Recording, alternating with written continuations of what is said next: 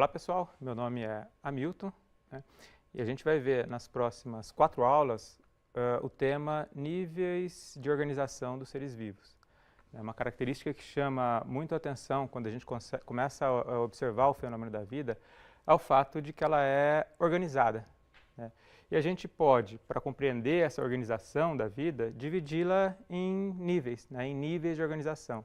Claro que a gente faz isso mais para poder entender, né? Mais com motivo didático, epistemológico, mas ajuda a gente a compreender como é que funciona o fenômeno da vida. Então a gente pode observar nessa figura alguns níveis que a gente vai tratar nas próximas aulas, começando lá pelo nível atômico, né, ou até subatômico, a gente poderia descer um nível mais baixo ainda, né, não estamos falando de vida ainda, estamos falando da organização da matéria, mas a gente pode começar lá com os átomos, né, que se agrupam em moléculas, que por sua vez formam macromoléculas, que vão formar organelas celulares, que por sua vez, né, o seu conjunto vai formar uma célula, né? O conjunto de células vai formar um tecido, um órgão, né? Vários órgãos vão formar um sistema, vários sistemas vão formar um organismo, né? Os organismos vão compor populações, comunidades, ecossistemas e finalmente toda a biosfera. A gente percebe que é um nível hierárquico, né? São vários níveis hierárquicos que vão organizando a vida. E uma tese quase filosófica, né, que é conhecida como unidade da ciência, diz que a gente pode entender, né, um nível de organização acima recorrendo ao nível inferior. Por exemplo, a gente vai fazer muitas vezes ao longo dessas aulas. Eu posso entender a célula a partir das suas organelas, né, ou as organelas a partir das moléculas que as constituem.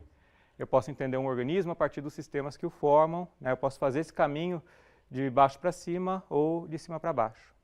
Tudo bem? Então é isso que a gente vai fazer nas próximas aulas. Na aula de hoje eu quero tratar fundamentalmente de aspectos históricos e filosóficos relacionados a esse tema. A gente já viu que a história e a filosofia elas podem ser ferramentas importantes no ensino de ciências. Então eu quero conversar um pouquinho com vocês sobre as bases filosóficas e históricas relacionadas a isso, a constituição da matéria e a como a matéria e a própria vida é organizada. A gente vai começar lá na Antiguidade, então, lá na Antiguidade clássica, lá com os nossos amigos gregos, que a gente já investigou algumas aulas atrás, né? Por que a gente vai começar lá? Porque foi lá que o pensamento ocidental, de uma certa forma, se originou. Começar lá com os pré-socráticos, foram os primeiros pensadores a tentar montar um discurso racional, um discurso filosófico, um discurso que se separa um pouco da mitologia, né, sobre a natureza, né, sobre o que eles chamam de physis, né, o que os gregos chamavam de physis. O que seria esse conceito, essa ideia de physis? Physis passa a ideia hoje de natureza, de tudo que existe. Os pré-socráticos estavam interessados em fazer um discurso sobre a physis. Esse termo deu origem a 2 palavras modernas, né, fisiologia, né, fisiologia, o estudo da physis, e a física. Hoje a gente entende a física como o estudo dos corpos inanimados, né, dos corpos celestes ou dos corpos terrestres inanimados, enquanto que a fisiologia trata do estudo da vida organizada, do funcionamento dos organismos vivos. Mas na época era uma coisa só.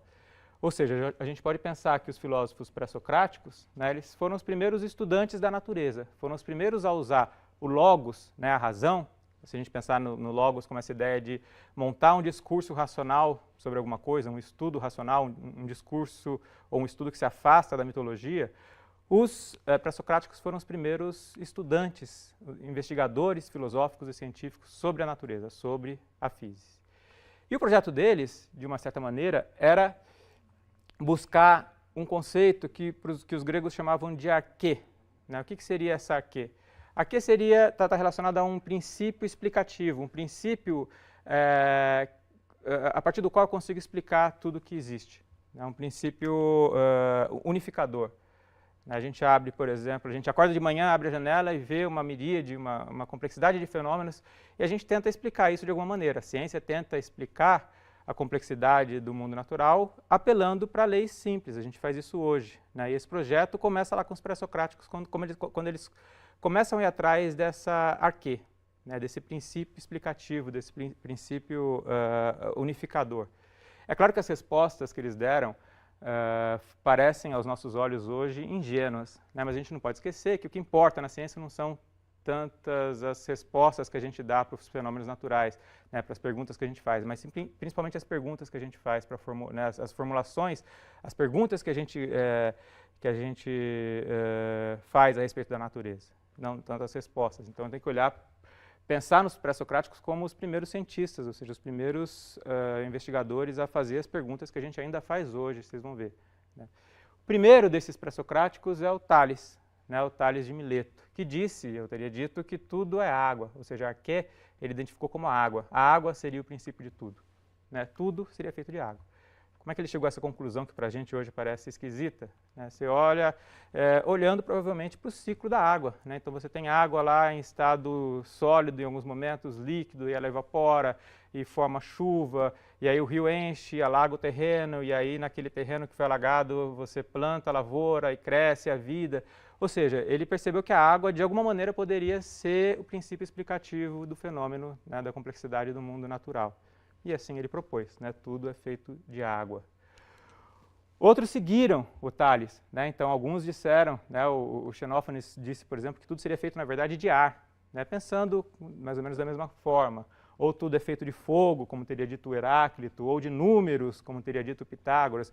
As respostas foram várias a essa pergunta, a essa busca de um princípio unificador, né.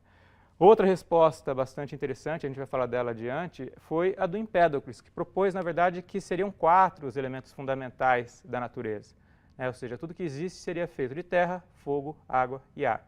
Esses 4 elementos misturados, né, combinados de maneira diferente, dependendo do organismo, dependendo do corpo, animado ou inanimado, esses 4 elementos formariam, né, tudo que existe, né, por atração, por repulsão, mas foi uma teoria que se mostrou, vocês vão ver, bastante influente, né, nos séculos que se seguiram.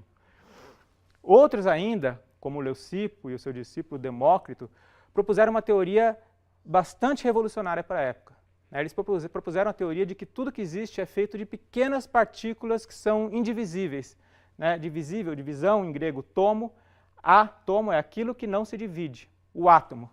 Ou seja, o que eles estão propondo é que tudo que existe é feito de partículas fundamentais, partículas indivisíveis, em movimento, né, contínuo, né, um movimento aleatório, choque entre elas espaço vazio, e para eles essa seria a arquê. Olha que ideia moderna, a gente vai ver que é basicamente uma ideia muito próxima da teoria atomista atual. Tudo bem?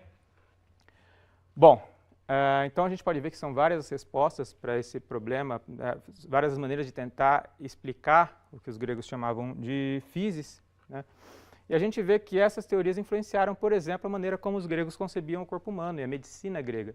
Se a gente olha para a teoria hipocrática, né, a teoria formulada pela maior figura médica da antiguidade, que foi Hipócrates, a gente vê, por exemplo, um esquema fisiológico do Hipócrates que se baseia na ideia de que o corpo humano, né, que os organismos seriam formados, o corpo humano e os outros demais organismos seriam formados pelos 4 elementos, terra, fogo, água e ar. E a cada um desses elementos ele associou um fluido, né, um humor. Então, por exemplo, o ar teria associado ao sangue, o fogo a bile amarela, né, a terra a bile negra, a água a fleuma. E esses 4 humores se combinariam, né, formando o nosso organismo. E a cada um desses humores estaria associado um par de características. Então, por exemplo, o sangue seria quente e úmido, enquanto que a fleuma seria fria e úmida, e assim por diante. Aí, baseado nessa ideia, o Hipócrates vai montar toda a teoria dele, que, por exemplo, concebe a doença, né, como uma discrasia, ao contrário da saúde, que seria eucrasia. Lembra, crase, em grego, quer dizer união. O acento da crase quer dizer união de dois artigos, né? Então, crase, eucrasia, boa união, boa mistura desses humores. Discrasia, uma mistura ruim. Parece uma teoria esquisita, né? Mas se a gente pensar, traços dessa ideia a gente guarda ainda hoje, né? Eu acordo de manhã e falo, pô, hoje eu estou mal-humorado, né? Eu estou de mau humor hoje, eu estou de bom humor. Quer dizer, eu estou ainda carregando até na linguagem comum esse discurso hipocrático, né? Bom, todas essas teorias, né, dos pré-socráticos, elas foram de uma certa maneira sintetizadas, compiladas, analisadas e reformuladas pelo Platão, mas principalmente pela maior figura da antiguidade, que foi o Aristóteles. A maior figura que eu digo do ponto de vista científico. O Aristóteles, ele é a apoteose do pensamento científico grego.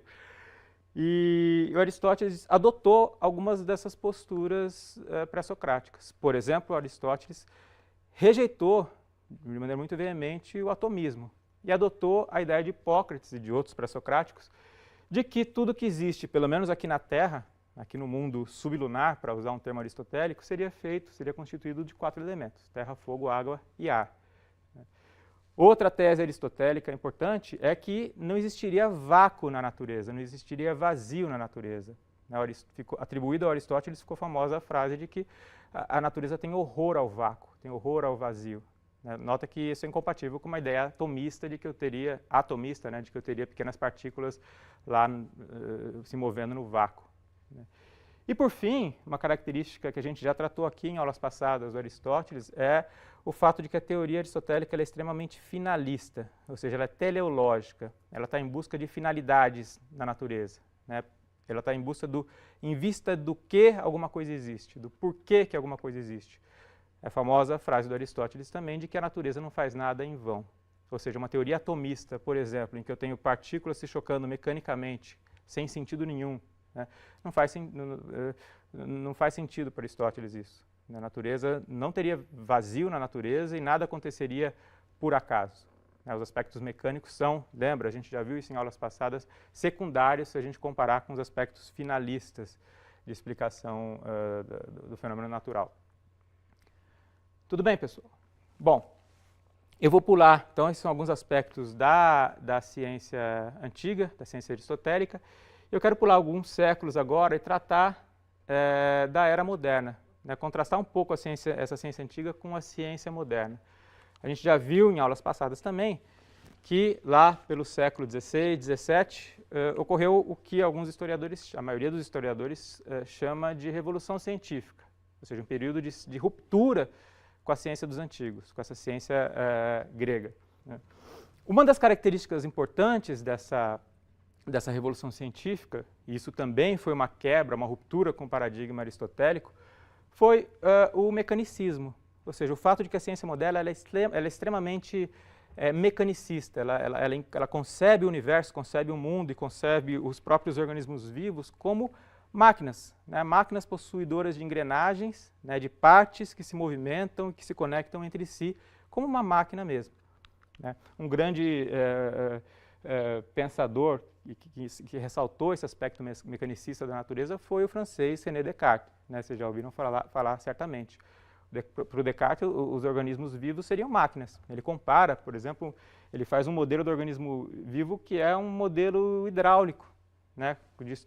Como se o nosso corpo fosse constituído, e de fato sob certos aspectos, constituídos de tubos, né? No qual correriam fluidos, enfim. Ele concebe o corpo humano como uma máquina. Claro, no caso do homem, né, e da mulher, no caso dos seres humanos, uma máquina dotada de alma, ao contrário de outros animais que seriam só máquinas, só autômatos, sem alma. E, então, essa é um exemplo de uma ideia mecanicista aplicada ao corpo humano. A gente tem aqui uma ilustração do próprio Descartes e ali de um discípulo dele, né, o Borelli, que a gente consegue ver bem essa ideia de o corpo humano sendo analisado tal qual uma máquina, né, aspectos biomecânicos ali do corpo humano. Bom, a gente pode tentar resumir o que foi essa ideia mecanicista, essa filosofia mecânica, se a gente olhar para o que escreveu agora um historiador recente da ciência, o Paulo Rossi, um italiano. Ele diz o seguinte, sobre a filosofia mecânica: a natureza não é a manifestação de um princípio vivo, mas é um sistema de matéria em movimento, governado por leis. Ou seja, o mecanicismo é isso, é conceber a natureza como matéria em movimento, né, matéria que interage, e essa interação é governada por leis que a gente pode descobrir. Outro princípio que ele estabelece é que tais leis podem ser determinadas com exatidão pela matemática. Uma característica que a gente já viu em aulas passadas, ou seja, essa matematização, a ideia de quantificar a natureza, proposta lá pelo Galileu e por vários outros filósofos, pelo próprio Descartes, né? Outro princípio é que existiria um número reduzido dessas leis, e esse número seria suficiente para explicar o universo. Se a gente pensar na tal da arqué que a gente acabou de falar, né, acabou de comentar dos pré-socráticos, a ideia é a mesma, ou seja, é tentar reduzir a complexidade dos fenômenos naturais em poucas leis. Se eu digo assim, tudo é feito de água, tudo é feito de números, tudo é feito de fogo, eu digo, não, tudo é feito de leis mecânicas. No fundo, eu estou, de uma certa maneira, fazendo a mesma coisa. O projeto científico é o mesmo. E, finalmente, a explicação dos comportamentos da natureza exclui, em princípio, qualquer referência às causas vitais ou às causas finais aristotélicas. Ou seja, o que importa é conhecer as causas eficientes, as causas mecânicas. Lembra lá o termo aristotélico, causa eficiente, a causa direta por qualquer movimento, por qualquer mudança. Tudo bem? Resgatem lá nas aulas passadas que vocês vão lembrar aquela hierarquia causal que Aristóteles tinha proposto, vocês vão entender essa virada epistemológica aí que acontece ao longo da Revolução Científica. Bom, outra característica importante da Revolução Científica, além do mecanicismo, foi um forte viés materialista. Ou seja, o que acontece ao longo da Revolução Científica, nos séculos XVI, XVII e XVIII, é a volta do atomismo, ou seja, a volta da ideia de que o universo, as coisas do mundo são constituídas de pequenas partículas, de pequenos corpúsculos, por isso que eu chamei de corpuscularismo. Essa ideia é forte em vários pensadores, eu listei dois aqui, o Hobbes e o Boyle, o filósofo Thomas Hobbes e o químico Robert Boyle, que eles não concordavam em muitas coisas, mas sobre essa ideia de que a natureza é feita de corpúsculos, eles, assim como grande parte dos pensadores da época, concordavam. E é uma ideia que é completamente compatível com o mecanicismo, ou seja, são pequenos corpúsculos interagindo entre si, que vão dar origem a tudo que existe. Saltando agora da Revolução Científica para a Era Moderna, no fundo, a gente consegue pensar, a gente consegue ver que a ciência está dentro desse paradigma ainda, ou seja, se a gente pega a teoria atômica, um átomo nada mais é do que partículas subatômicas que estão interagindo entre si ali para formar os átomos. Esses átomos, por sua vez, interagem, regido por forças, por leis que a ciência tenta desvendar, formando moléculas, macromoléculas, que vão formar organelas ou células simples, organismos simples, que vão se tornando cada vez mais complexos, e a gente está agora no começo daquele nosso nível de organização. A gente está aqui, átomos formando moléculas que vão formar células, e a gente consegue ver que esses níveis de organização, eles dependem dessa visão moderna, contemporânea, que a gente tem, de corpúsculos de átomos interagindo de maneira mecânica, de maneira não finalista, e formando, partindo de um nível mais básico para formar um nível cada vez mais complexo, cada vez mais organizado. Nas próximas aulas, na próxima aula a gente vai falar principalmente de célula e das suas organelas, a gente vai pular um pouquinho um nível aqui, e depois vai avançar, falando de órgãos e sistemas até chegar no corpo humano. Tudo bem? Até lá, pessoal!